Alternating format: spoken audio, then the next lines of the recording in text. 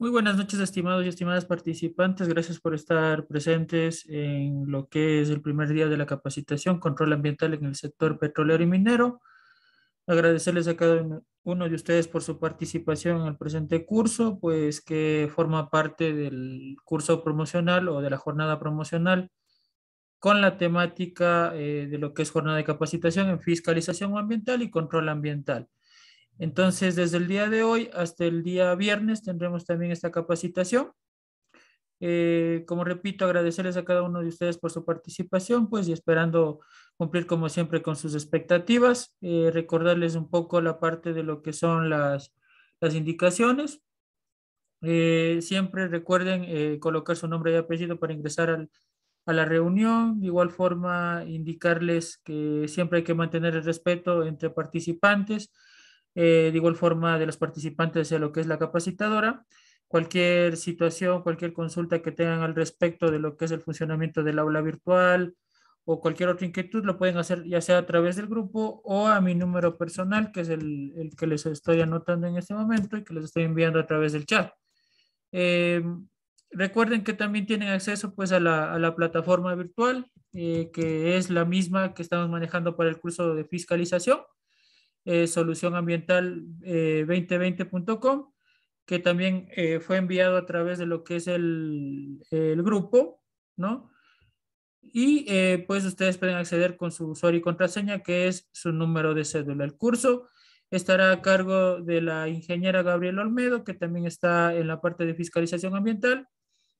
Y pues también tendremos al ingeniero Gudiño, que estará con la parte de lo que es la minería en el último día de capacitación. De inmediato le voy a dar paso a la ingeniera Gabriela Olmedo para que ella pueda iniciar la reunión, se presente y también les hable un poco de lo que será la organización del curso. Adelante, ingeniera, es su tiempo. Una buena noche a todos. Bueno, muy buenas noches con todos. Mi nombre es Gabriela Olmedo y soy la persona que va a estar a cargo del curso de control de el control ambiental en el sector hidrocarburífero. Y también les voy a hablar un poquito de minería, pero en minería va a estar a cargo, como lo mencionó el ingeniero Guerrero, el ingeniero Eduardo Gudiño, que ya lo van a conocer el día viernes. Él les va a hablar del tema de control ambiental minero. Bueno, entonces voy a hablarles un poquito de mi experiencia en el sector hidrocarburífero. Igual, no sé si algunas de las personas, según lo que va aquí en el nombre, también están en el curso de fiscalización. Entonces ya escucharon un poco mi presentación, pero ahorita les voy a hablar mi experiencia específica en el área de hidrocarburos. Ya, bueno, yo, como les comenté a algunos, soy ingeniera ambiental. Me gradué en el año 2013 en la Escuela Politécnica Nacional. Entonces, en el área de hidrocarburos específicamente, he venido ejecutando auditorías ambientales de cumplimiento y también todo tipo de estudios ambientales del sector hidrocarburífero. Tengo la calificación como consultora individual, pero para participar en estos proyectos del área de hidrocarburos, lo he hecho a través de consultoras, compañías consultoras, ¿ya? Porque para el sector hidrocarburífero no se puede trabajar únicamente con la calificación como consultora individual. Entonces, por tal motivo, más bien me he enrolado con compañías consultoras para poder desarrollar este tipo de aspectos en el área hidrocarburífera. Entonces, la capacitación que les voy a dar estos días va primero como de una manera general de la legislación ambiental y todas las obligaciones del sector hidrocarburífero y va a ir desenglosándose poco a poco. También hay una parte, como pudieron ver en el temario, que es netamente de problemática, entonces, como que para entender cuál es el problema y cuál sería el control por parte del Ministerio del Ambiente a estos problemas. Eso, he participado en proyectos tanto por ejemplo, de auditorías ambientales de empresas privadas, como por ejemplo Petrosud, Balanda, y también de auditorías ambientales para Petroecuador. Eso, en cuanto a mi experiencia. Entonces, igual, mientras les voy dando el curso, les estaré dando recomendaciones en cuanto a observaciones del Ministerio del Ambiente, a algunos trabajos, igual como normativa ambiental, que eso también se aplica bastante en estas auditorías ambientales del sector minero, perdón, del sector hidrocarburífero. Bueno, entonces voy a iniciar con la presentación. También hay en el aula virtual, que les voy a compartir en este momento.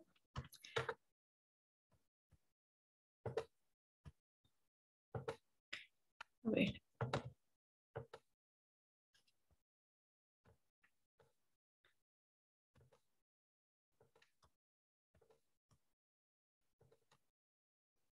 Ya, entonces este es el aula virtual.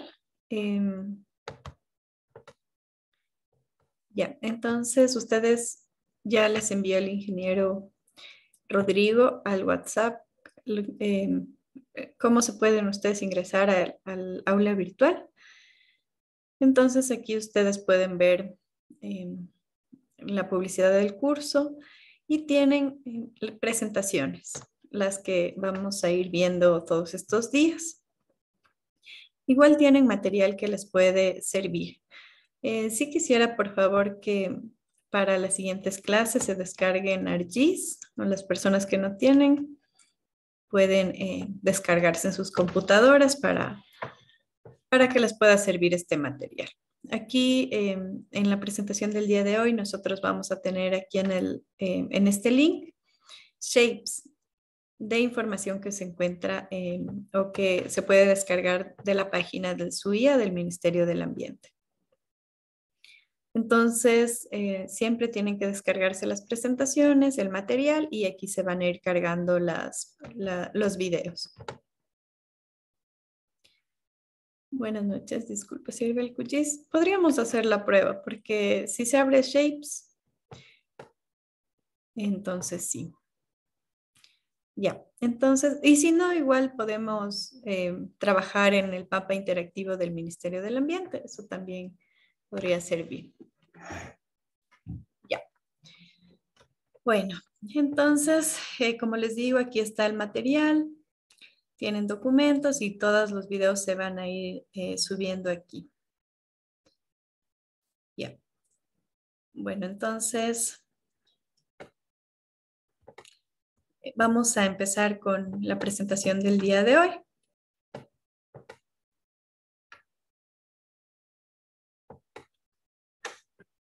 Ya. Entonces, ahora vamos a iniciar con la problemática ambiental del sector hidrocarburífero. Y eso, como les digo, para posteriormente poder ir viendo cuáles son las soluciones y cuál es la normativa que aplica a estas temáticas. Ya, aquí están algunos, los módulos. Ya, entonces vamos a ir, primero vamos a ver algunos conceptos básicos. Entonces, nosotros tenemos el medio ambiente que tiene componentes bióticos y componentes abióticos. También tenemos la ecología, que son las interacciones entre estos componentes bióticos y abióticos. Todos estos serían los componentes de un ecosistema: el aire, un cuerpo hídrico, el suelo. Tenemos algunos aspectos que pueden ser algunas definiciones que nosotros tenemos que entender. Entonces, cuando nosotros generamos alguna alteración a estos componentes, como aire, cuerpos de agua, suelo, estamos generando contaminación ambiental. Cuando cambiamos las características de estos aspectos. Y también nos tenemos que confrontar con la conservación. La mayoría de bloques hidrocarburíferos se encuentran dentro o cerca de áreas protegidas. Entonces, no se puede pensar como solo en el sector hidrocarburífero, sino también tiene que venir de la mano de la conservación de áreas protegidas. Entonces, esta es una de las problemáticas más grandes que tenemos actualmente en el país. Ya. Tenemos también como definiciones algunos conceptos, así que les estoy como diciendo de manera general. Tenemos los recursos naturales renovables y los recursos no renovables.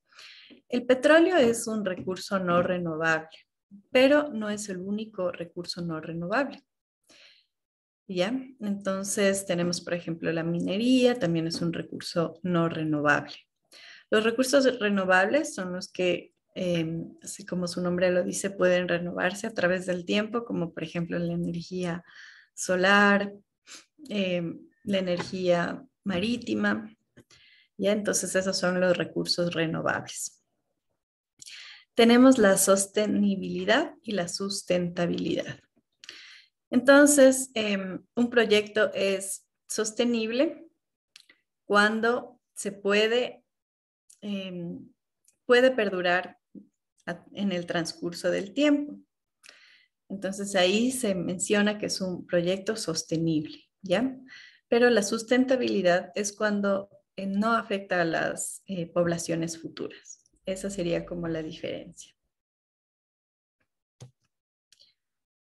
Ya. Los recursos no renovables, que es donde caería el petróleo, son recursos que no pueden ser producidos, cultivados, regenerados o reutilizados a una escala que pueda satisfacer la demanda. Su valor como recurso depende de su utilidad y de su valor económico. Un recurso solo es explotado si es rentable. Entonces vamos a ver que el petróleo tiene una problemática ambiental muy grande, pero en el país se lo explota por su rentabilidad. Entonces, por eso es que no se puede detener completamente la explotación de petróleo, es lo que ha estado aportando con recursos al país desde hace ya varios años. Entonces, así se generan varios problemas ambientales. Hay un control ambiental por parte del ministerio que se lo aplica para tratar de minimizar estos impactos ambientales. Entonces aquí podemos ver los principales recursos no renovables. Tenemos los minerales, los metales, el gas natural, el petróleo. Entonces, no solamente el petróleo, como vemos, es un recurso no renovable. Los minerales también son recursos no renovables y el gas natural. Ya. Muchos recursos no renovables son considerados estratégicos. Entonces, por su importancia económica y consumo, hace que la explotación de estos recursos sea una prioridad. Entonces, por eso es que se sigue ejecutando este tipo de proyectos. Ya, pero sus técnicas de explotación pueden generar impactos severos en el medio ambiente. Y es lo que hemos visto recientemente, igual a través del tiempo. Entonces es muy importante, creo yo, como una de las cosas más importantes es la conciencia ambiental que tengan los encargados del manejo ambiental de las petroleras. Entonces, eso es algo como muy fuerte. Un técnico ambiental tiene que tener una conciencia ambiental muy arraigada para poder trabajar de una manera adecuada en un sector que genera tanta contaminación. Entonces, muchas veces, bueno, como les comentaba, en auditorías ambientales más que nada, se conversa con trabajadores y hay, por ejemplo, derrames que no se reportan al Ministerio del Ambiente o derrames que no se han manejado de una manera adecuada. Por ejemplo, hacen un monitoreo de suelo en un lugar y ponen unas coordenadas y después presentan el mismo monitoreo de suelo para otro derrame. Entonces, esto se ve bastante y esto, o sea, si un técnico ambiental tiene una conciencia ambiental bien arraigada, no permitiría que pasen este tipo de cosas. Entonces, creo que es muy importante esto al momento de trabajar y hablar de control ambiental en el sector hidrocarburífero. Ya. Hay ciertos, calidad ambiental es que sería como, digamos, de donde parte todo el control ambiental. Son prácticas orientadas a mantener estándares de protección al ambiente. Puede haber estándares legales y propios de la compañía.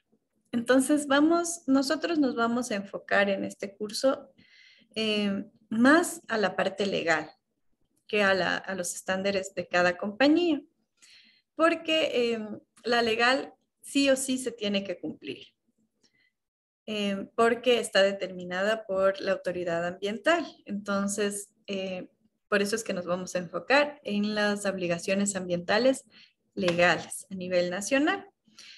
Pero hay empresas o la mayoría de, como son empresas muy grandes, tienen certificaciones ISO, etcétera. Entonces, más que nada las certificaciones ISO. Entonces, esos serían como estándares propios de la compañía. En sí, el ministerio no pide que las empresas se certifiquen con la ISO, con la SGA, es lo mismo, sino tiene sus propios reglamentos, ¿ya? Por eso es que no nos vamos a enfocar en los estándares de cada compañía, pero sí en los legales a nivel nacional. Ya. Entonces vamos a ver algunos instrumentos que son fundamentales para la calidad de gestión ambiental. El primer instrumento es el estudio de impacto ambiental. La mayoría, si no todos los, más bien dicho, todos los proyectos del sector hidrocarburífero necesitan un estudio de impacto ambiental y una licencia ambiental antes de ejecutar sus actividades. Y estos estudios de impacto ambiental tienen un plan de manejo, en donde se resumen todas las medidas, los protocolos, las políticas ambientales para que haya una buena gestión ambiental. Ya.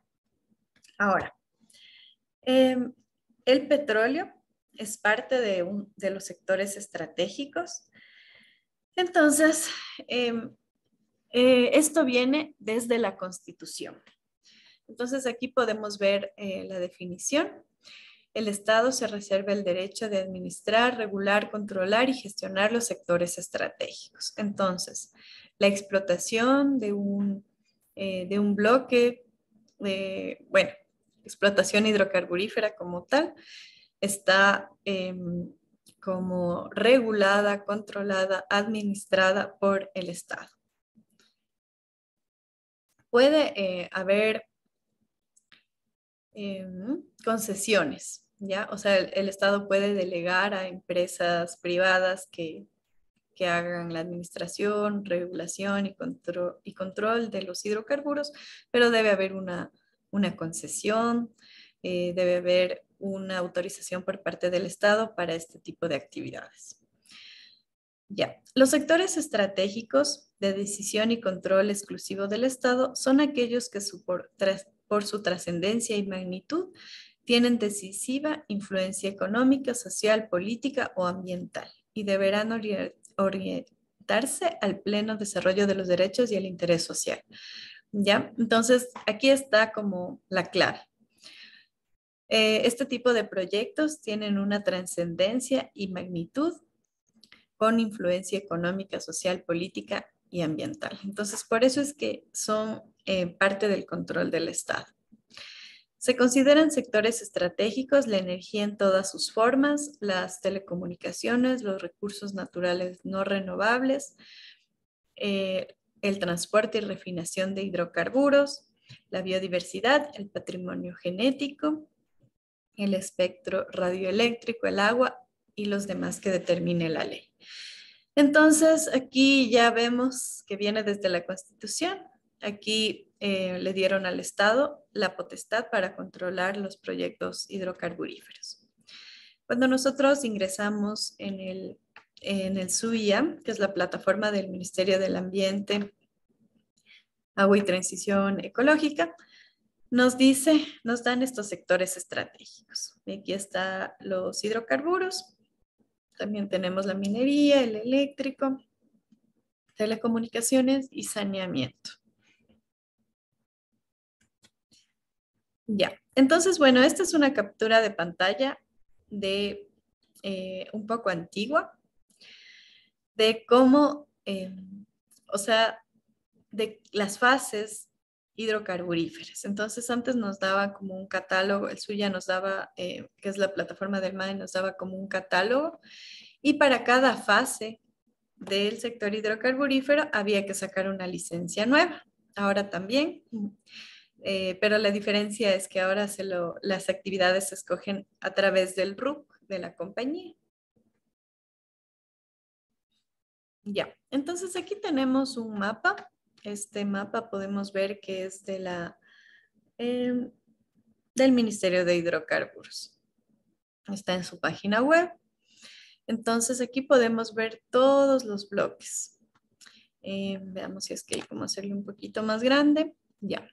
Entonces podemos ver que hay ciertas concesiones, tenemos ciertos consorcios que manejan los bloques, pero son en mínima cantidad. La mayoría está controlado por la Secretaría o es operado, le llaman operador, por la Secretaría de Hidrocarburos, que está acá, y por Petroamazonas. Entonces, aquí en este mapa podemos ver la mayoría es de la Secretaría de Hidrocarburos y de Petroamazonas. Entonces, bueno.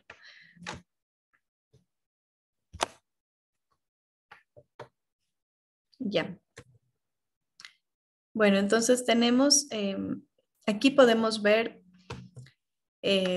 cómo las fases que se pueden dar en el sector hidrocarburífero. Entonces, siempre hay una exploración, igual eso vamos a verlo más adelante.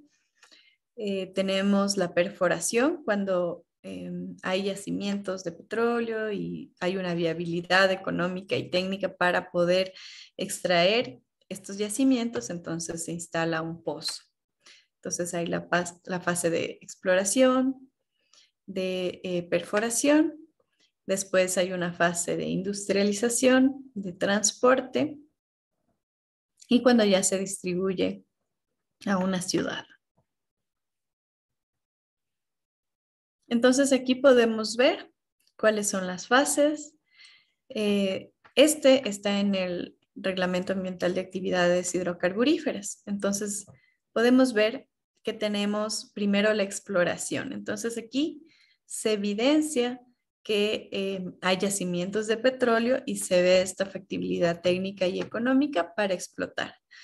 Cuando hay todas estas condiciones y se puede explotar, entonces vamos a la fase número 2, que es ya la de explotación, donde viene un taladro, hay actividades de perforación y se explota el petróleo. Después tenemos la fase de transporte de hidrocarburos. Tenemos otra fase que es de almacenamiento. Tenemos la industrialización, la refinación.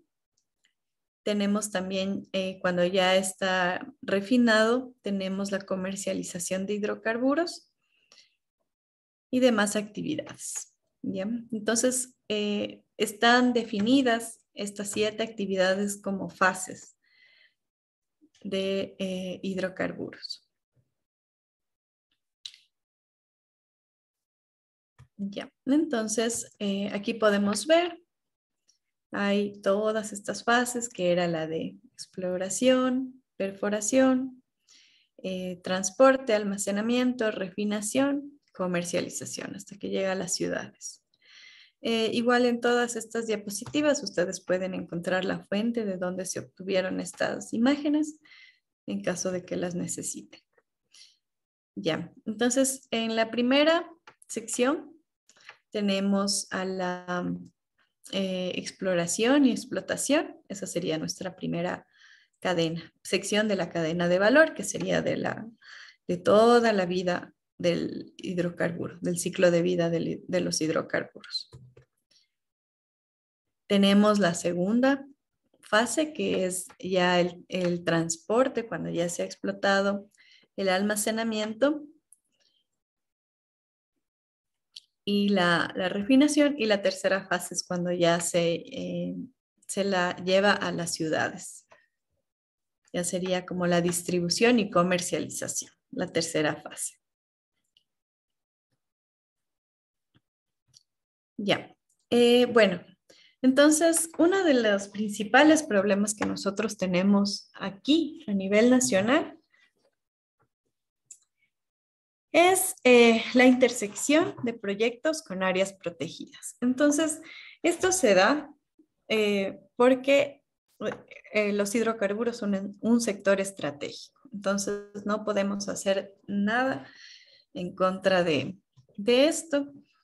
Se ha dado ya varios años. Para poder cambiarlo, deberíamos cambiar la Constitución, porque nos dice que las áreas protegidas no se pueden explotar, pero o sea, prácticamente dice salvo el presidente o el Estado determine que es necesario. Y como es la explotación de estos recursos no renovables están a cargo del Estado, entonces cuando se declara un proyecto como de interés nacional, se dan. Y eso es lo que ha venido pasando. ¿Ya? Entonces, aquí está este artículo que les mencionaba, que dice que se prohíbe la actividad extractiva de recursos no renovables en las áreas protegidas y en zonas declaradas como intangibles, incluida la explotación forestal. Ahora, hay una excepción. Dice, excepcionalmente dichos recursos se podrán explotar a petición fundamentada de la Presidencia de la República y previa declaratoria de interés nacional por parte de la Asamblea Nacional. Entonces, esto es lo que pasa. Como si es un proyecto de interés nacional y hay una petición fundamentada por la Presidencia y como les dije, es declarado de interés nacional, entonces se explota. Ya, y también dice, de estimarlo conveniente podrá convocar a consulta popular, pero aquí también ya le da como el control al Estado. Si el Estado cree que es conveniente, se convoca a consulta popular. Ya, las áreas protegidas son sumamente importantes. En primer lugar, tratan de mantener remanentes intactos del ecosistema natural. Conservan especies vulnerables y de rango restringido. Tienen reservorios de individuos para repoblar áreas aledañas. Son parte del patrimonio genético del país. Mantienen grandes extensiones de ecosistemas nativos. Conservan especies con áreas de vida extensas. También preservan el patrimonio paisajístico. Dan recreación y manejan los recursos naturales. Bueno, nosotros tenemos varias áreas protegidas alrededor de todo el Ecuador. Ya, entonces, algo súper importante es que, déjenme, quiero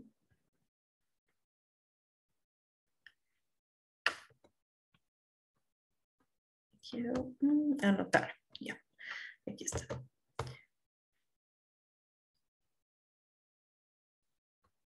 Ya, entonces, lo que hacen las áreas protegidas primero es, aquí está un área protegida, ¿ya? Entonces, aquí hay poblaciones de especies, de diferentes especies, ¿ya? Entonces, como no hay barreras, hay lo que se llama como flujo génico. Entonces, cuando hay un flujo génico, eventualmente se da como una variación de genética entre las diferentes poblaciones de un ecosistema. Entonces, esto permite como la supervivencia de las especies. Pero ¿qué pasa? Cuando se fragmentan bosques,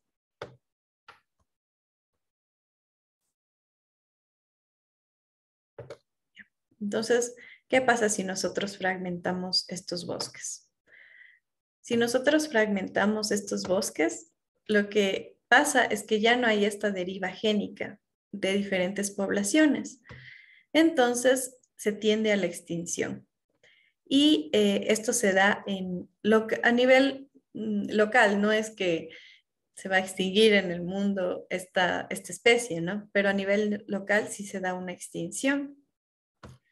Y esto no solo pasa con una especie, sino con todas las poblaciones que estaban aquí, de aves, de mamíferos, de reptiles, de todo, ¿ya? Entonces, esto es lo que hace, no sé si ustedes han escuchado la fragmentación de bosques. Entonces, este es el mayor problema, que cuando se fragmentan los bosques porque se los divide geográficamente, entonces ya no hay deriva génica y aquí están como, digamos, individuos que solamente digamos, se reproducen y hay flujo génico solamente en sus mismas poblaciones. Entonces, es como una familia. Entonces se empiezan a emparentar y ya no hay deriva génica. Entonces, ese es el problema.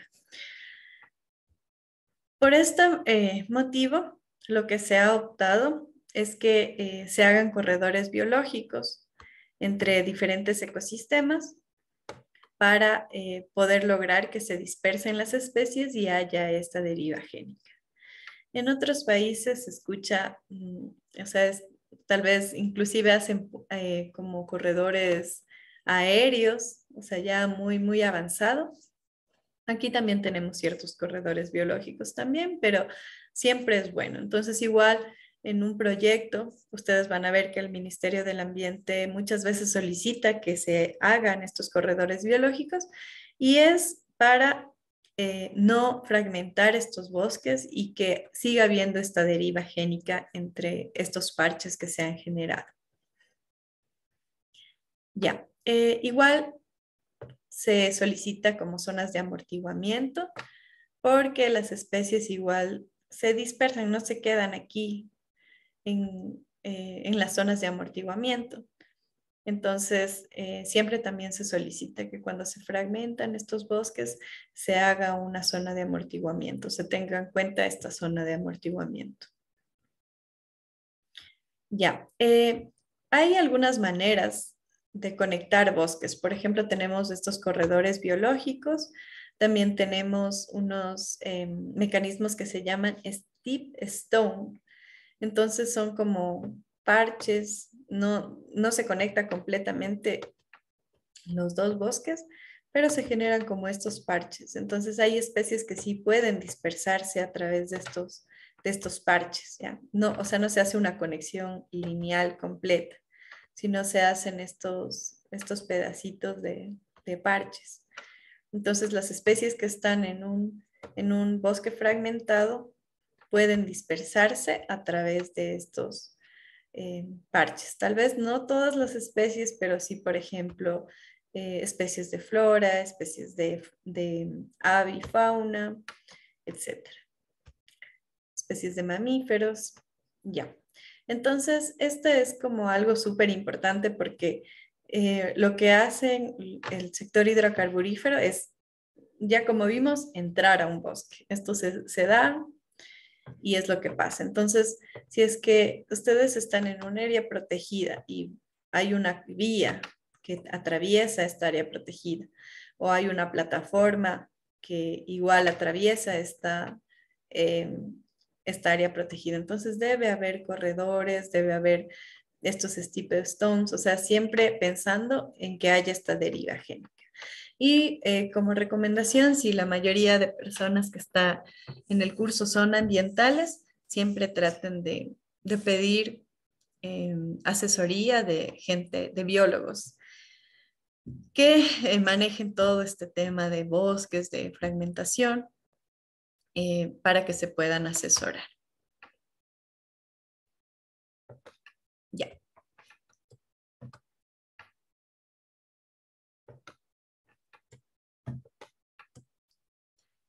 Ya, entonces aquí no solo las áreas protegidas o el Sistema Nacional de Áreas Protegidas, se escucha mucho parques nacionales, ¿no es cierto? Pero no solo se conforma de parques nacionales. Tenemos, dependiendo a la extensión del área protegida, podemos tener parques, reservas biológicas, ecológicas, geobotánicas, de producción faunística, marinas, refugios de vida silvestre, áreas de recreación, bosques protectores, que es del sector privado. Entonces, hay varias áreas protegidas, no solamente parques nacionales. Ya. Alrededor del 19% es parte del SNAP, el Sistema Nacional de Áreas Protegidas. El área más grande es el Parque Nacional Yasuní. Galápagos es considerado el archipiélago mejor conservado del mundo. Estos son como algunos datos generales de las áreas protegidas que tenemos aquí en el país. Ya, entonces aquí podemos ver, pero bueno, este mapa es de un estudio que se hizo en el año 2017, de aquí del Ecuador. Ya, entonces aquí tenemos todas las áreas protegidas, pero si ustedes ven aquí, no todos los remanentes de vegetación del Ecuador están dentro de un área protegida. Entonces, puede ser que ustedes estén en algún bloque aquí en la parte de la Amazonía, en donde estén dentro de un bosque y que este no esté dentro de un área protegida. Y eso no significa que tenga menor biodiversidad o que sea menos importante que un área protegida, ya porque el área protegida simplemente es delimitar un área, nada más. Ya entonces aquí podemos ver todas las áreas protegidas. Ya, entonces como podemos ver aquí, tenemos en la Amazonía, tenemos llenito de bloques hidrocarburíferos, igual en esta sección de la costa. Entonces, por eso es que la intersección de los bloques hidrocarburíferos con área protegida es uno de los problemas más grandes aquí del país y que se está dando. Bueno, para las personas igual que solo están en este curso y no de fiscalización, me olvidé igual de comentarles que estoy terminando una maestría en biodiversidad, entonces por eso es que les he dado así este enfoque igual de biodiversidad en el curso, por ser una de las problemáticas más grandes que tenemos y que tenemos que afrontar. Ya, tenemos aquí bueno, la importancia de la biodiversidad aquí en el país. En primer lugar, nosotros somos parte del Ecuador, bueno, es privilegiado, porque en el año 2000 se determinaron 25 hotspots a nivel mundial y son como que los sitios donde se concentra la mayor cantidad de biodiversidad, tomando en cuenta el endemismo, es decir, especies que solo se desarrollan en ese sitio y también el grado de amenaza. Entonces, de todo el planeta, solamente el 1.4% pertenece a un hotspot. Y en nuestro caso, nosotros tenemos 2 hotspots. O sea, imagínense, en todo el planeta hay solamente 25 y nosotros tenemos 2. En Sudamérica hay 5 hotspots y nosotros tenemos casi el 50%. O sea, estamos dentro de casi el 50%. Ya. Entonces, en estas secciones está el 44% de plantas vasculares y 35% de todas las especies de vertebrados. Entonces es como muchísima biodiversidad. En el Ecuador nosotros tenemos el Chocó y los Andes tropicales. Aquí podemos ver, está esta área del Chocó igual hay bloques en esta área. Tenemos los Andes, que también están, tenemos también bloques hidrocarburíferos en esta área. Ya, y aquí podemos ver en este mapa. Es muy importante conocer esto. Además, toda la biodiversidad que nosotros tenemos se ha venido formando a través de eras geológicas antiguas, antes inclusive de que existiera el ser humano. Entonces, es muy importante su conservación. Y no es, o sea, no es que, por ejemplo, en un lugar se contamina o se generan estos parches, se tiende a la extinción de especies y después se hace revegetación y se va a recuperar. Eso no se va a poder recuperar. Para que un bosque se recupere, o sea, para que vuelva a ser maduro, tienen que pasar alrededor de 50 años, pero ya las especies no van a ser las mismas por estas extinciones que hemos generado en estos parches de bosque. Entonces, sí es muy importante, a veces no lo veamos, si el Ministerio del Ambiente nos pide hacer corredores biológicos, hacer mecanismos de protección y de una unión de bosques, no lo veamos como algo tedioso o como no pensemos, ¿y para qué nos sirve eso? ¿Por qué tanta lata? ¿Por qué tantas cosas? Sino más bien veamos que es algo que va a permitir que no haya una extinción masiva de especies en estos parches que hemos estado creando con las actividades productivas. Ya, ahora vamos a hablar un poco de la Amazonía. Entonces, la Amazonía es el sitio, o sea, yo les hablé de estas dos regiones, el Chocó y los Andes. El Chocó está como en la costa. Tenemos los Andes en la sierra y en el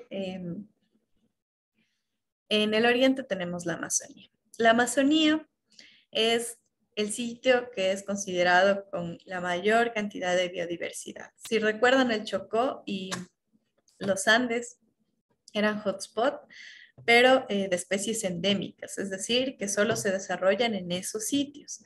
La Amazonía no tiene especies, sí tiene especies endémicas, pero no es el sitio con mayor cantidad de especies endémicas, porque, por ejemplo, podemos encontrar jaguares en la Amazonía, pero también en otros bosques, ya, o en otras regiones del planeta. Entonces, por eso es que no tiene especies endémicas y no es parte de los hotspots, pero en cambio es el sitio que tiene la mayor cantidad de biodiversidad del planeta. Inclusive hay un artículo que dice que es la fuente de biodiversidad de toda América, o sea que de la Amazonía se empezó esta especiación, o sea, después se dispersaron las especies y se fueron para todo el continente americano. Entonces, es la fuente de biodiversidad. Entonces, imagínense en hace cuántos millones de años se está desarrollando esto. Entonces, por eso también es muy importante su conservación en temas de biodiversidad, en aspectos de biodiversidad.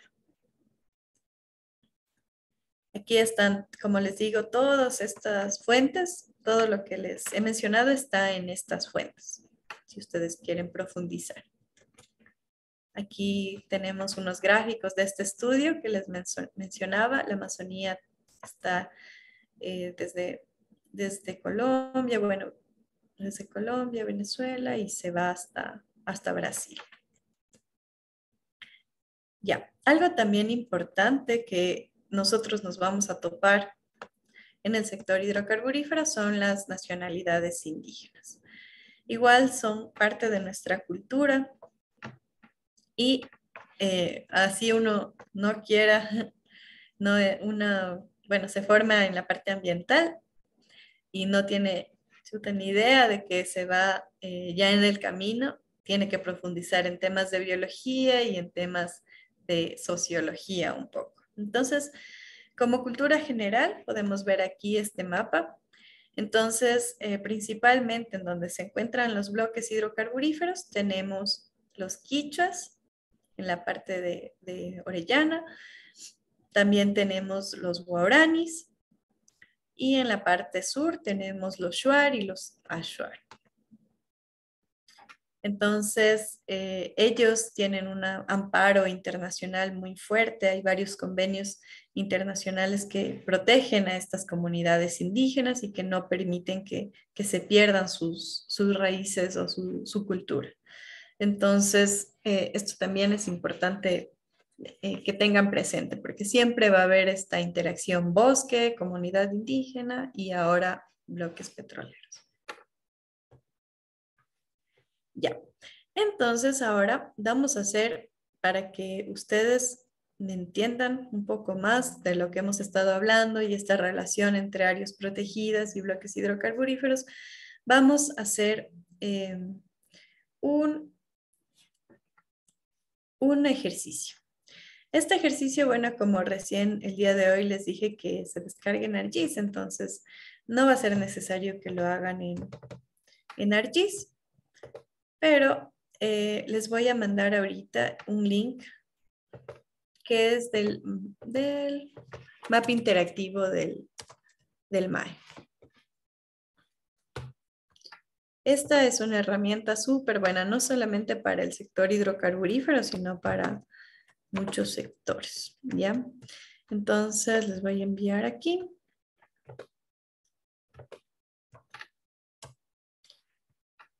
Ya, entonces en este link ustedes pueden encontrar cuáles son los ecosistemas. Y aquí yo lo que vamos a hacer es ver qué bloques están cerca de un área protegida. ¿Ya? Aquí ustedes pueden ver fuente de contaminación por hidrocarburos. Aquí tienen, bueno, si no tienen la información como de cada bloque, tienen información de derrames generados por bloques.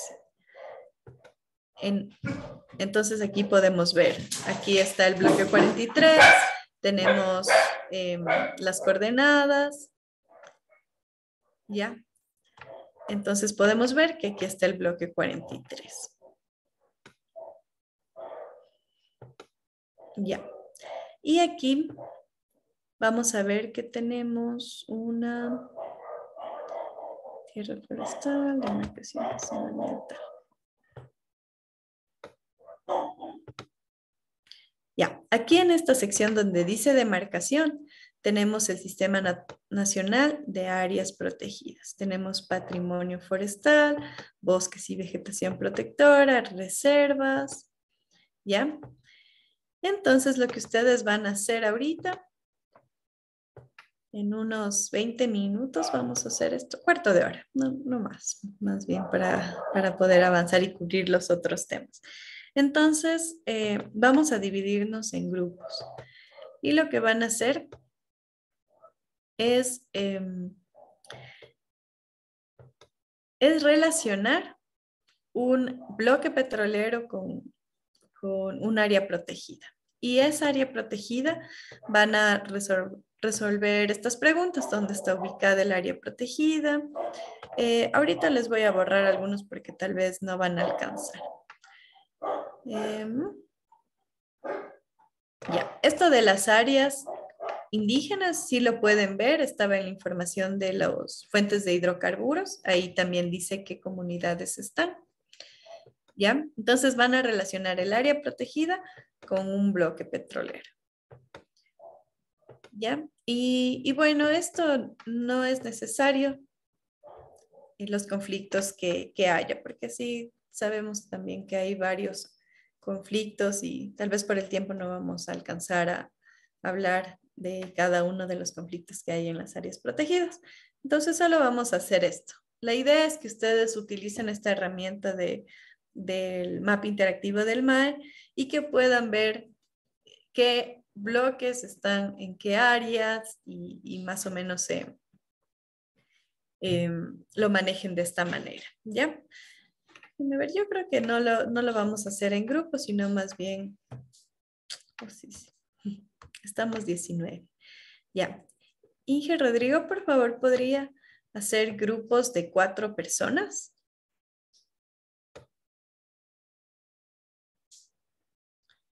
No sé. Inge.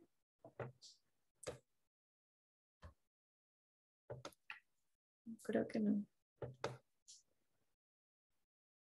Bueno, no me contesta. Pero esto igual pueden hacerlo solos.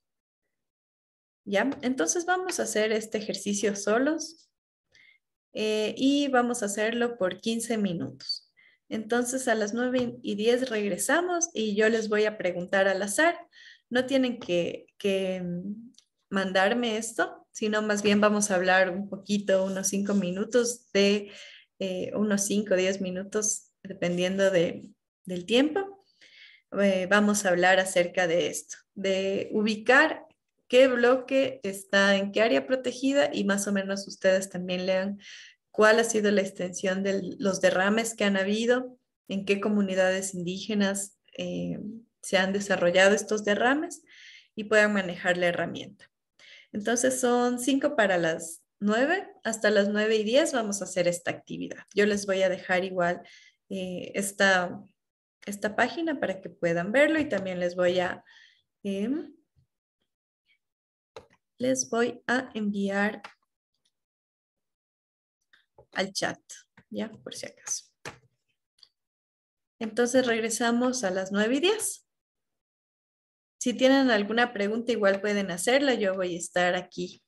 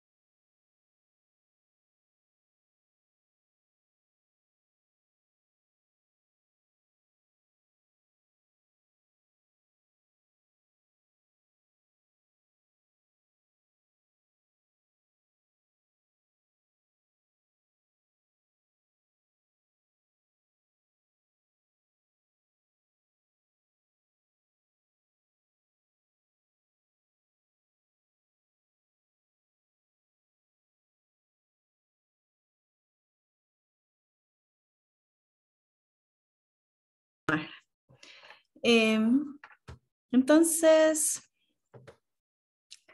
les voy a preguntar, ¿ya? Al azar, ¿qué bloque seleccionaron? ¿Cuál fue el derrame? ¿Y qué comunidad indígena afectó? Entonces, vamos por favor con, con Damián Álvarez.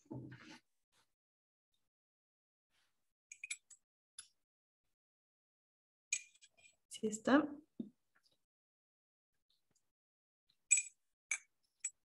No, parece que no. A ver, por favor, vamos con Gabriela Fuentes. Buenas noches, profe. Buenas noches. A ver, yo escogí la reserva de biosfera, RB Yasuní. Esta tiene bloques 43, 16, 14, 12 y están presentes lo que son las comunidades de Guarani. Eso. Ya. Ya, muchas gracias. Ya, entonces hay varios bloques ahí en el Cuyabeno. En el Cuyabeno era, ¿no es cierto? En Yasuní, en Orellana. En el Yasuní. Ya. Profe, una consulta. Ujú. Por ejemplo, en este caso, este pozo petrolero se encuentra lo que es en una reserva de biosfera, pero a la vez también en un parque nacional, que es el Yasuní. Entonces, ¿ahí cómo le tratan? O sea, ¿como parque o como reserva de biosfera? ¿O cómo lo tratan ahí? Ujú. Bueno, en sí es como parte del... Es que hay unas reservas de la biosfera que están dentro de parques nacionales. Entonces ahí estaría dentro del Parque Nacional Yasuní, pero también, que también es parte de la reserva de biosfera. Pero, o sea, ustedes con tratarle que esté en el Parque Yasuní ya es como suficiente. Ya. Aunque Gracias, sí, cuando le sacan el certificado de intersección, ahí le ponen todo lo del SNAP, así las reservas, los parques, todo. Ya. Vamos ahora, por favor, con Fernando Valencia.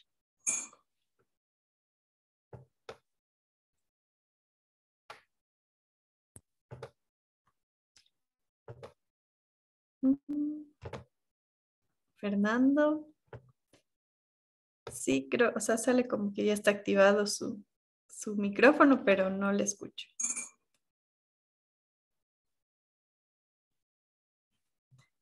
No sé si tal vez está dañado su audio.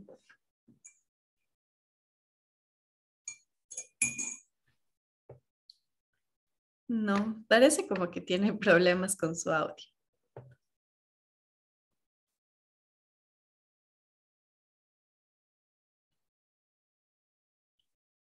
Sí, creo, porque no se le escucha. Ya. A ver, vamos por favor, con Jefferson Santana.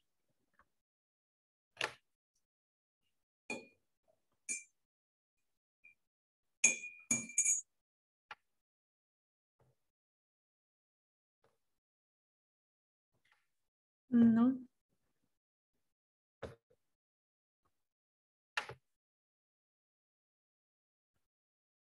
Vamos con Laura Massa. Es como una ruleta rusa. Yo preferiría, sí, que las personas, es que hay personas que piden ver el video después, pero sí preferiría que las personas que no, o sea, que no están en la reunión no se conecten, porque igual eso dificulta un poco la participación en clase y todo. Buenas noches. Buenas noches. Yo consulté la Reserva Biológica de Limoncocha. Esto ¿Ya? está cerca de Sucumbíos y hay dos bloques, pero son el mismo, el bloque 15, o sea, dos contaminaciones de hidrocarburos por el mismo bloque, me imagino. ¿Ya? cerca de la laguna. Y por parte de la operadora de Petroamazonas y el territorio indígena que se encuentra en esa reserva es la Quichua. Quichua, algo así. Ah, ya. Ya, muchas gracias. Bueno, entonces, el ejercicio más que nada era para que puedan ver, o sea, que hay información, que hay bloques, que hay áreas protegidas, que si pueden ver aquí hay muchísimas áreas. Y como les decía el otro día, no solamente, no el otro día, perdón, antes del receso, no solamente tenemos biodiversidad en las áreas protegidas, es más, hay muy poca, es como el 19%, me parece que decía. Y, o sea, en realidad es como el 24% del Ecuador tiene aún bosques, afortunadamente. De este 24%, solamente el 45% está en áreas protegidas. La mayoría no está en áreas protegidas, entonces igual se van a topar con estos sitios y hay que poner mucha precaución en estas conectividades que nosotros vayamos a hacer a los bosques, que haya corredores, que haya estos steep stones, o sea, que se pueda dar mecanismos para conectar y que no se genere fragmentación de bosques y extinción. Ya, sí, no hay problema. Bueno, entonces vamos a continuar por el tiempo y vamos a ir a la presentación número 2. Hay material que ustedes, que está en el aula virtual, como les mencionaba. Por ejemplo, aquí ustedes tienen en el día 1, tienen un montón de shapes que pueden utilizar en ArcGIS. Entonces tienen las áreas protegidas, todas estas son áreas protegidas. Tienen la contaminación de hidrocarburos, etcétera. Verán. Igual en este mapa interactivo que les indiqué, ustedes pueden descargarse esa información. O sea, hacen clic aquí y se descargan el shape. Entonces eso les sirve ya para generar mapas en ArcGIS o en QGIS o en el sistema de información geográfica que estén utilizando. Esto no les dije de las zonas intangibles, pero bueno, para que conozcan, hay 2 zonas que son intangibles en el Ecuador. Seguramente muchos sí conocen de esto. La una es el sitio donde están los Taromenane y parte del Cuyabeno. Entonces esto tenemos aquí en esta sección, es la zona intangible.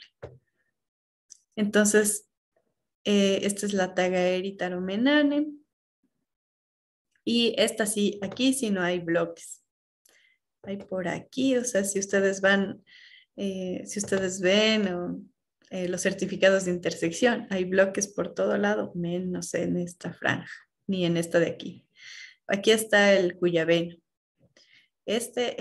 Son 2 zonas intangibles, ahí sí no se puede topar para nada. Esta es la Tagaeri Taromenane, entonces se piensa que en esta región están los Tagaeri Taromenane, esta comunidad indígena. Entonces, ellos, la última vez que alguien se contactó fue hace muchos años, un cura, pero lo encontraron después muerto, que fue a evangelizar y después lo encontraron muerto. Y este es una sección del Cuyabeno Inmuye. Entonces, igual, son intangible por su biodiversidad y son intangible por la parte cultural, por esta comunidad indígena. Entonces, estas 2 zonas sí no se puede tocar.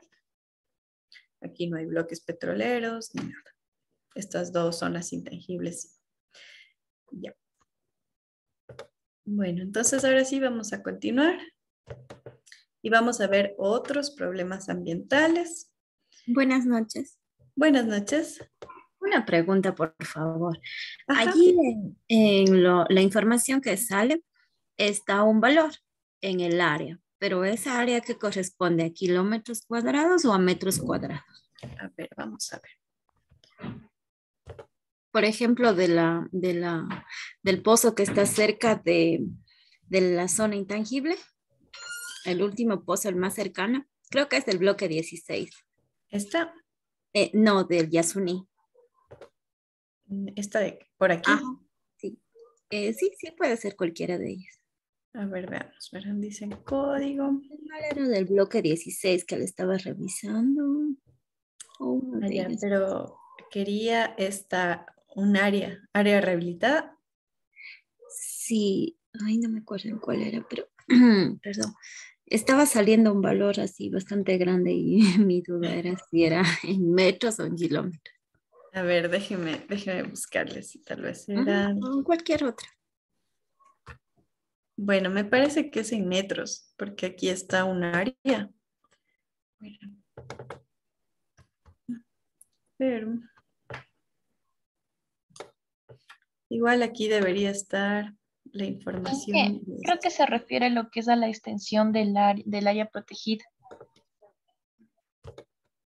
A ver, justo parece como que se quedó. Ya no me da la información cuando hago nombre. Allá verán, en todos da la misma información. El código, el nombre, el bloque, año de referencia, la coordenada, tipo de fuente, coordenada, estado, área rehabilitada. Eh, Creo que es el área, pero aquí nos dice que está en metros cuadrados. Ajá, porque no nos dan otra información de otra área. Está solo esto, código, nombre, bloque, año de referencia, coordenada, tipo de fuente, estado, área rehabilitada. Creo, tal vez sí es del área protegida. Sí, o tal vez vi mal algún dato. Pero bueno, entonces, o sea, generalmente aquí nos van a dar en metros Sí, la información. Ya. Ajá. Esa era mi duda. Muchas ya, gracias. no hay de qué. Bueno, entonces esta herramienta, como les digo, pueden utilizarla, pueden descargarse todas las capas que nos dan aquí. Aquí hay información de los ecosistemas, de la geomorfología.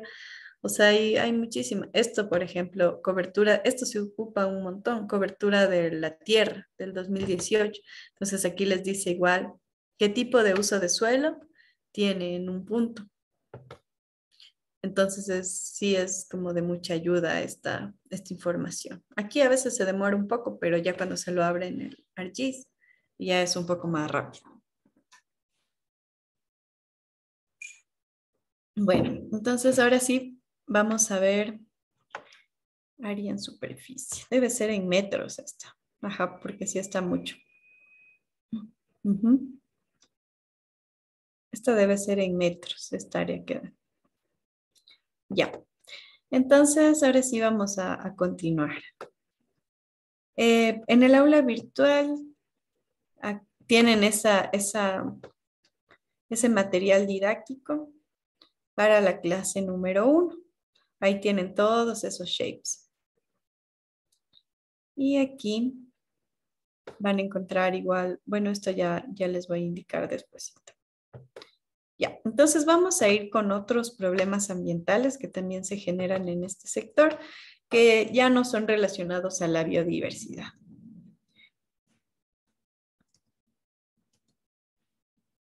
Entonces, uno de los problemas ambientales más fuerte es el agua de formación.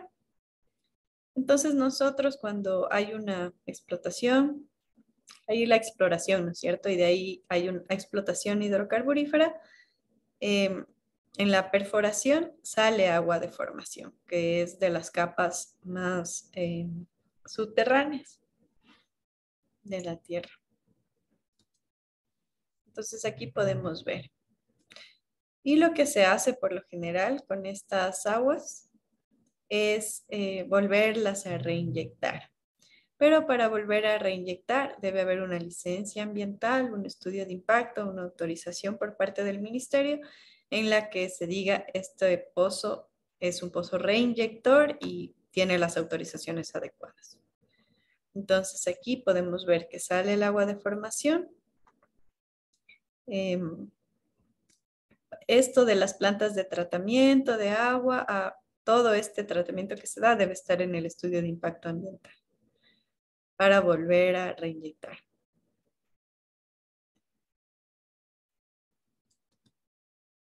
Ya. Entonces vamos a ver un poco de normativa. Ya vamos a profundizar más adelante como un poco más de la normativa ya que es netamente el control ambiental, pero aquí para ver qué es el agua de formación y qué tenemos que hacer es este artículo. Dice, toda estación de producción y demás instalaciones industriales dispondrá de un sistema de tratamiento de fluidos industriales resultantes de los procesos. No se descargará el agua de formación al ambiente, debiendo la misma reinyectarse, previo pronunciamiento de la Autoridad Ambiental Nacional. Ya, entonces como vemos aquí, el agua de formación se debe reinyectar, pero debe haber un pronunciamiento, una aprobación del Ministerio del Ambiente. Ya. Otro problema son los lodos y ripios de perforación. Entonces, cuando se da la perforación, no solamente sale solamente agua de formación, sino también salen lodos y ripios de la perforación, es decir, suelo con agua, fluidos. Entonces, aquí podemos ver, estos lodos no solamente tienen, no solamente suelo con agua de formación, sino también tiene aceite y otros compuestos que son utilizados en la perforación específicamente. Entonces, por eso estos lodos y ripios de perforación igual tienen que tener un tratamiento. Estos lodos, por lo general, cuando hay una perforación, se contrata a una empresa o una contratista del taladro y ellos son los que perforan. Ellos tienen que entregar el tratamiento que hacen con los lodos de perforación. Es súper importante que se tenga todas las evidencias. Esto sí es muy común, por ejemplo, en auditorías ambientales.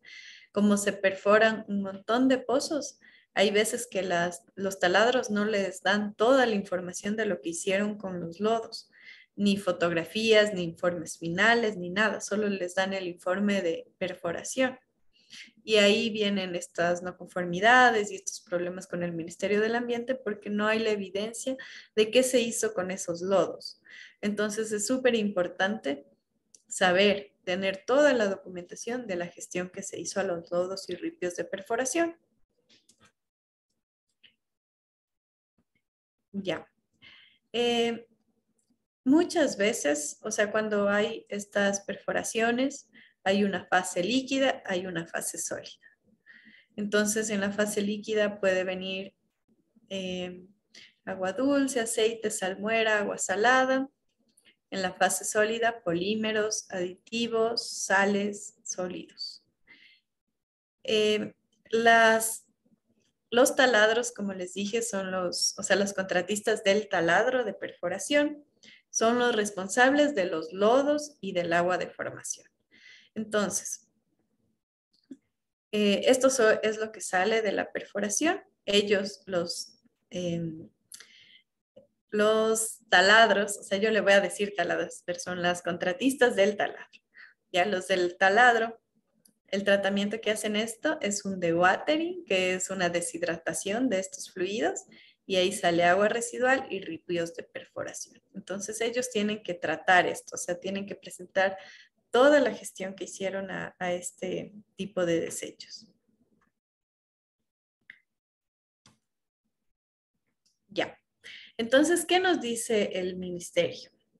Este es del RAO que salió en abril del año pasado. Dice: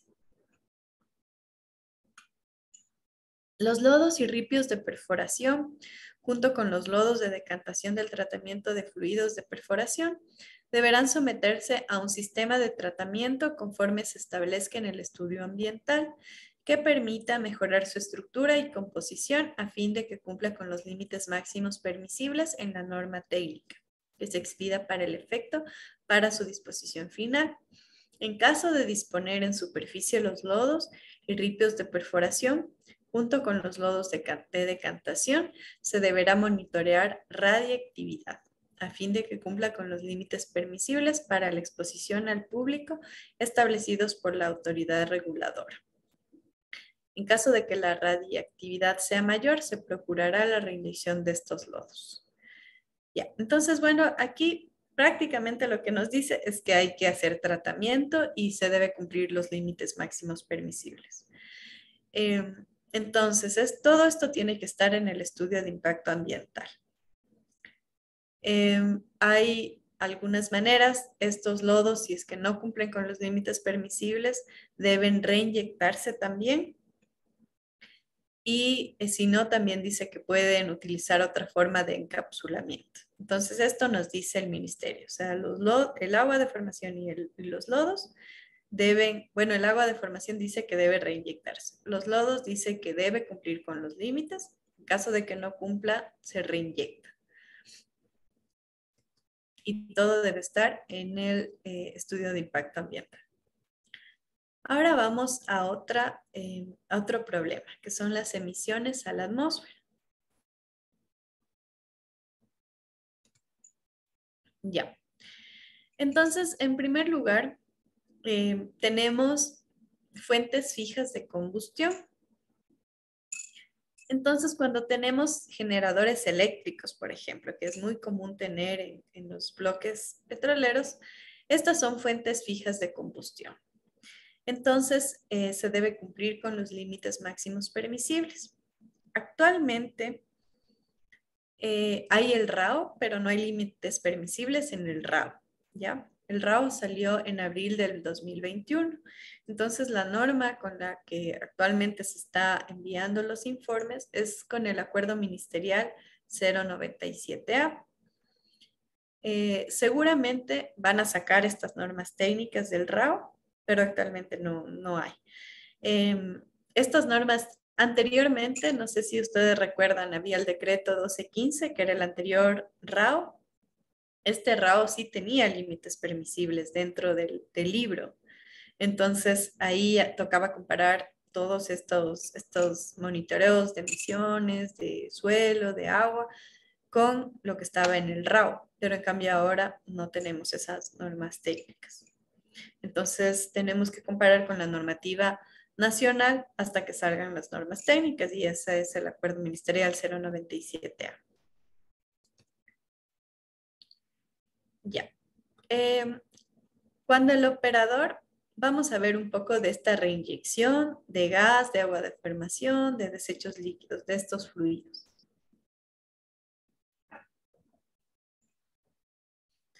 Ya. Algo importante es que cuando el operador prevea perforación de pozos para reinyectar, o sea, cuando se hagan esta reinyección de aguas de formación, de gas, de fluidos, de lodos, se incluirá esto como parte del estudio de impacto ambiental. ¿Ya? Entonces, ahí se debe incluir el proceso, cuáles van a ser los controles y, lo más importante, obtener la aprobación del Ministerio del Ambiente. Ya. Entonces, ahí se hace un estudio técnico y se presenta a la autoridad ambiental, al Ministerio del Ambiente. Ya, y esto debe ser aprobado. Entonces, igual no se podría reinyectar en un pozo sin la aprobación del ministerio. Y las personas, los técnicos ambientales tienen que contar con todo, con todos los permisos, con toda la gestión de los lodos, de las aguas de formación del taladro, etc. Ya. Otro impacto que también se genera son las aguas negras y grises. Entonces, como vemos, muchas veces no se generan descargas industriales porque el agua de formación se reinyecta, pero las aguas negras y grises sí son efluentes, y esto viene de los campamentos que se instalan en estos bloques.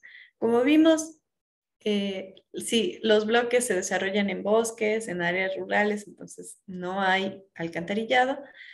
Y hay las estaciones o los campamentos que generan aguas negras y grises.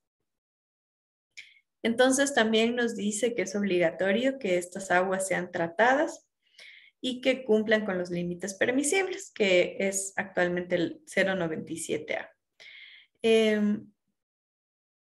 También dice que puede haber casos en que estas descargas de aguas negras sean útiles para complementar procesos de tratamiento de aguas industriales, pero esto se debe establecer en los planes de manejo ambiental, ¿ya? Esto yo la verdad no lo he visto mucho que utilicen aguas negras y grises, pero debe ser que el MAE sí ha tenido varios casos, por eso es que lo está estableciendo como una norma. Pero en las auditorías que yo he elaborado no he visto que hayan utilizado aguas negras y grises en tratamiento de aguas industriales. Ya. Ahora, vamos a ver un poco de los desechos peligrosos. Entonces, esto es un poco similar al resto de actividades. Bueno, lo que sí, siempre el operador debe ser responsable de toda la gestión de los desechos peligrosos. Debe tener en su estudio de impacto ambiental todas las medidas correctivas para su gestión. Ya. Y se debe enviar a gestores autorizados. En caso de que la misma operadora gestione estos desechos, debe contar con una licencia ambiental para esto. También los bloques tienen que gestionar su registro de generador de desechos peligrosos, hacer un plan de minimización de residuos, eso también se debe hacer. Ya, y mantener todas las instalaciones limpias. Ya, bueno, ahorita estamos hablando de desechos no peligrosos, sí. Ya. Bueno, entonces, ¿qué más? Tienen que estar clasificados en orgánicos, reciclables y comunes. También deben estar en superficies impermeables, bajo techo. No se pueden depositar en cuerpos de agua. Y todas las medidas de clasificación, prevención y minimización deben estar en el plan de manejo ambiental. Ya, tenemos también la de desechos peligrosos, la gestión de desechos peligrosos. Entonces, también, igual que los otros residuos, deben estar en el plan de manejo ambiental. Como les dije, porque antes me confundí, pero siempre que se genere desechos peligrosos deben obtener el registro de generador de desechos peligrosos. Se debe manejar también los residuos a través de gestión propia. Si es que es por gestión propia, como les dije, tienen que tener un permiso ambiental para eso, una licencia, o pueden utilizar gestores o entregar a gestores autorizados. Esto, por ejemplo, es algo que es nuevo, prácticamente nuevo, o sea que está dando al MAE bastantes facilidades para las empresas. O sea, les está como incitando, incentivando a que hagan su gestión propia de residuos peligrosos, pero que obtengan la licencia ambiental para ejecutar esto. Entonces, esto ya lo repiten en varios cuerpos legales. O sea, lo ponen en el RAO, lo ponen también en el reglamento del Código Orgánico Ambiental, que se puede hacer esta gestión propia siempre y cuando haya una licencia ambiental. Ya. También todo el personal debe estar capacitado en manejo de desechos peligrosos y sus riesgos. Ya. Bueno, también dice que se debe verificar la compatibilidad. Esto lo tenemos en la norma INEN 2266. Ahí hay una matriz de compatibilidad. Ya. Se debe entregar únicamente a gestores o, como les dije, ellos tienen que sacar su permiso. Aparte de eso, se tiene que tener registros. Esto también es algo que por lo general en las auditorías ambientales los operadores no tienen. Deben tener un registro en donde esté detallado la clasificación de los desechos, los volúmenes que se ha generado, la forma de eliminación y disposición final de todos los desechos que se generen. Entonces, muchas veces los operadores solo tienen las cadenas de custodia de la entrega a gestores, tienen el certificado de disposición final, pero no tienen este registro. Ya. Y bueno, se hace el informe ambiental anual, todos los operadores deben hacer y ahí deben incluir como el resumen de cuál fue la gestión que hicieron de sus desechos peligrosos. Ya, siempre en las áreas de almacenamiento de residuos debe haber un kit antiderrames o material para atender contingencias. Esto puede ser wipes, guantes, EPP, acerrín. Ya, bueno, ¿qué más? Ya. Esto habla de los fondos de los tanques. Hay que tener presente que cuando se almacena combustible, siempre va a generarse lodos. Entonces, si hay una auditoría ambiental, de ley van a preguntar qué hicieron con esos lodos. Esos también deben tener un tratamiento adecuado o se deben entregar a gestores de residuos y debe haber un área para almacenarlos hasta que se entregue a gestores de residuos. Si se hace tratamiento, también se debe indicar qué tratamiento se hizo de esos lodos, con un informe, presentando monitoreos o todo lo que hayan hecho, digamos que recirculan esos fondos, esos lodos en el proceso, entonces debe haber los medios de verificación de que se genera ese proceso. Ya.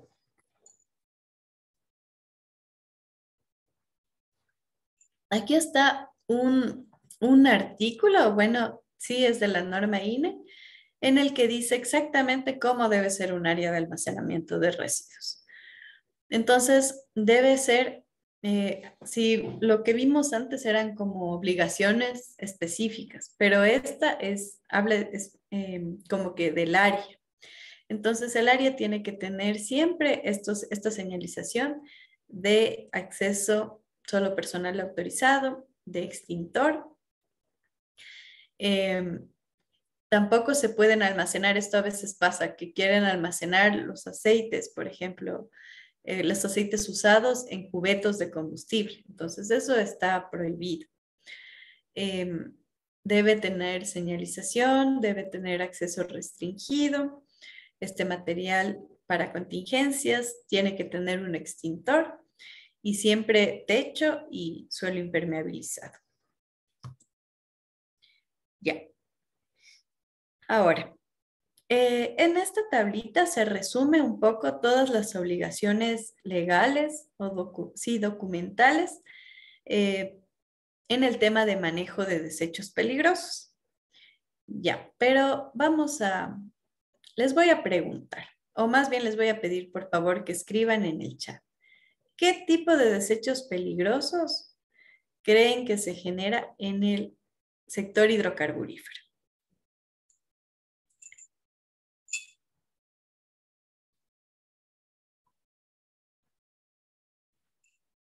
Les voy a dar un ejemplo.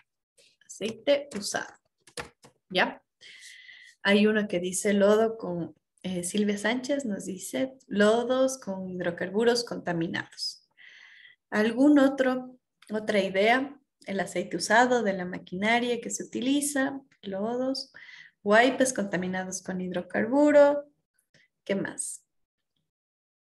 Material absorbente, que también sería parte de los wipes también. EPP contaminados, compuestos tóxicos, materiales pétreos contaminados con petróleo, filtros usados. Ya, muy bien.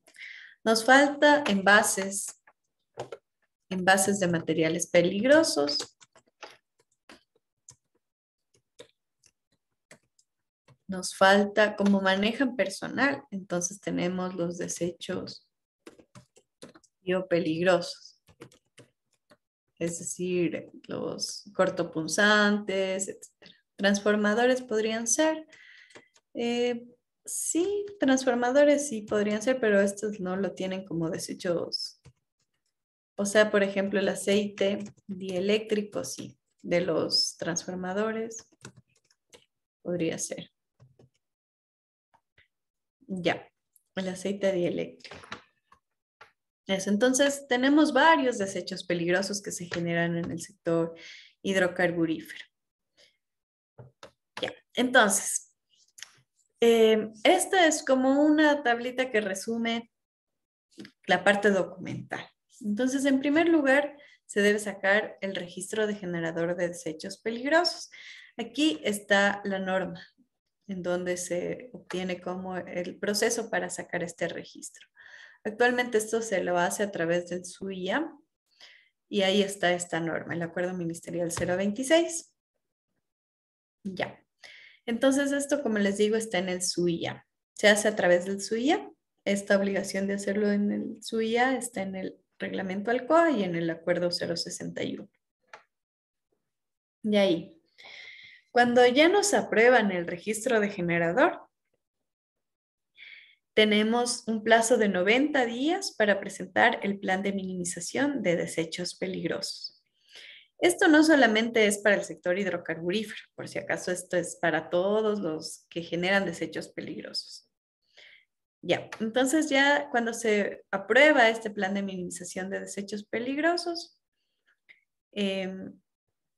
bueno, después, o sea, no cuando, sino más bien después de obtener el registro de generador de desechos peligrosos, anualmente se tiene que hacer la declaración anual. O sea, todos estos permisos parten del registro de generador. Entonces, después de 90 días se hace el plan de minimización. La declaración anual se la hace los 10 primeros días de enero de cada año. Y en esta declaración anual se incluyen los resultados del plan de minimización de desechos peligrosos. En caso de que ya esté aprobado el plan, porque puede ser que el ministerio se demore. Entonces, si no está aprobado el plan, no deberían presentar ningún medio de verificación y más bien deberían presentar como las evidencias de que el plan de minimización está en revisión y justificar de esa manera que no han presentado medios de verificación del cumplimiento porque no está aprobado. Esto está en el Acuerdo Ministerial 109, que hace modificaciones o que incluye igual ciertos artículos al 061. Ya, entonces esto es como un resumen. Esta es la parte legal de la gestión de desechos peligrosos. Dice, ¿se hace fiscalización al plan de minimización? Fiscalización como tal no la hacen. Nosotros más bien lo que hacemos es presentar los resultados en estas, ¿cómo se llaman? En la declaración anual. Ahí presentamos los resultados. Ahora, cuando hay auditorías ambientales, se verifica que haya un plan de minimización y que se hayan cumplido las actividades que estaban ahí establecidas. El plan de minimización se lo actualiza cada 5 años. Pero el MAE cuando aprueba sí podría ir y hacer una inspección. Es extraño, no es muy común que pase, pero el MAE podría hacerlo. Entonces, esa es la manera como de controlar que se cumple este plan de minimización. Bueno, entonces esta tablita nos resume todo eso. Y por último, bueno, creo que sí es la última, vamos a ver en estos minutos que nos faltan un poco de pasivos ambientales. Igual, como ven, si vieron en ese mapa interactivo del MAE, todo eso son pasivos. Todo eso cuando hay derrames que no se han remediado en su momento, que no se ha obtenido un certificado de eliminación del derrame por parte del ministerio. Entonces es un pasivo. Otra cosa también de los pasivos es que si es que se encuentra un derrame y no hay una resolución o no hay un oficio en el que el MAE dictamine que es un pasivo ambiental, no se lo puede considerar como tal. Tiene que haber un oficio o una resolución o un documento que haya emitido el MAE para decir es un pasivo ambiental. Entonces, se maneja cuando se hace una auditoría o se va a campo y se ve un derrame, todo se maneja como fuente de contaminación, no como pasivo, salvo que haya un oficio que diga es un pasivo ambiental. Ya. Aquí también nos dice que siempre deben restaurar, o sea, la operadora que genera pasivos o que genera fuentes de contaminación debe remediar el área e indemnizar a las personas afectadas. Entonces, esto siempre se debe dar cuando hay un derrame. Remediación, indemnización. Ya. Bueno, entonces siempre se debe evitar a toda costa que se generen pasivos ambientales. Se debe mantener un sistema de control ambiental para prevenir daños ambientales. Esto está, nosotros lo podemos ver en la Constitución, también en el Código Orgánico del Ambiente, cuando el MAE nos pide que pongamos la legislación de pasivos ambientales, está aquí, en daños ambientales. Tenemos en la Constitución, en el COA. También tenemos en el reglamento del COA. Entonces aquí está este 808, es esta partecita que les mencionaba. O sea que solamente dice que el daño ambiental o pasivo ambiental se determinará en sede administrativa por la autoridad ambiental competente, de acuerdo al proceso de determinación de daño establecido en el presente reglamento y en sede judicial por el juez competente. Entonces, esto es lo que les digo. No se puede hablar como un pasivo ambiental si no ha sido determinado en sede administrativa. O sea, si el MAE no ha determinado que es un pasivo ambiental. Eso lo encuentran aquí en este artículo 808. Ya. Ahora, el MAE está solicitando en todas las auditorías ambientales y en los estudios ambientales que se llene este anexo A hidrocarburífero del PRAS. El PRAS es como una sección del Ministerio del Ambiente que se encarga de la remediación ambiental. Entonces ellos tienen sus propios formatos y sus procesos. Y ellos solicitan que se entregue cuando se presenta información de pasivos ambientales, toda esta información. ¿Qué tipo de pasivo fue? El bloque, el campo, la infraestructura, nombre de la infraestructura, el estado, si es que se encuentra operativo o no, el código del pasivo. Entonces, esto es importante porque se acuerdan que les decía que siempre para hablar de pasivos debe haberse estado determinado en sede administrativa. Entonces, todos los pasivos tienen un código porque fueron determinados en sede administrativa. Operadora que generó el pasivo. Esto también seguramente varios de ustedes vieron en lo que hicimos, en el ejercicio que hicimos del mapa interactivo, que varios pasivos ambientales son de responsabilidad de Texaco. El día de mañana vamos a ver un pequeño video de esto, porque así haya sido algo que pasó hace mucho tiempo, que ya creo que estamos o sea, todo el mundo sabe de Texaco, ¿ya? Pero Texaco sigue todavía, o sea, seguimos todavía con las fuentes de contaminación de Texaco, con los mismos pasivos, entonces siempre se van a encontrar si trabajan en un bloque, seguramente se van a encontrar con pasivos de Texaco. O más que nada si trabajan en la parte norte del oriente. Ya, y las coordenadas, etc.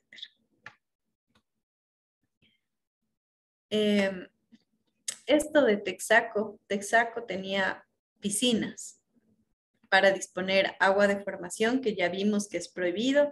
También disponían lodos y ripios de perforación en estas piscinas.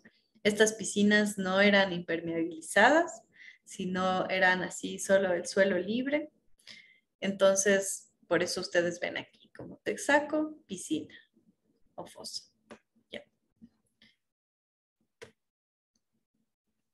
Y aquí tenemos las piscinas, nos piden también como información de las piscinas y fosas, el año de generación, área inicial, volumen extraído, área remediada, volumen de suelo. Y si es, o sea, aquí nos dice el tipo de, esta sección es una tabla larga de Excel, la que nos pide el PRAS para presentar información de pasivos. Entonces, esta sección pide datos generales y aquí nos pide información en caso de que sea una piscina o una fosa, la del pasivo, y aquí la información del derrame, en caso de que el pasivo generado haya sido ocurrido o haya sido declarado por un derrame. Bueno, y nos vamos a quedar ahí, ya no nos faltaba mucho para concluir esta sección de pasivos, pero por el tiempo nos vamos a quedar ahí y el día de mañana continuamos. Entonces, muchas gracias por su participación. No sé si tienen alguna duda.